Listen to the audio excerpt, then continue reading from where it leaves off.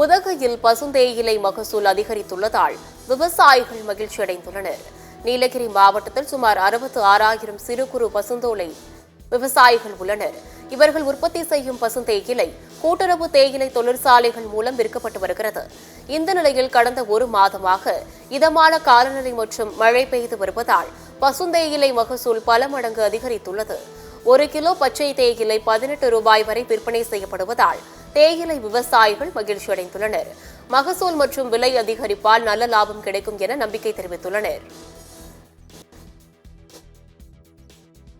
இந்த கடந்தமாக மிக சிறப்பான மழை, அதாவது அதிக மழை பெய்து கொண்டிருப்பதால் மகசூல் நல்ல முறையில் வந்து கொண்டிருக்கிறது. வார விலையாக ரூபாய் 18 ரூபாய் கிடைக்கின்றது எங்களுக்கு. நீலகிரி மாவட்டத்தில் பிரதான தொழிலான தேயிலை விவசாயிகள் மகசூல் அதிகமாக இருக்கிறது.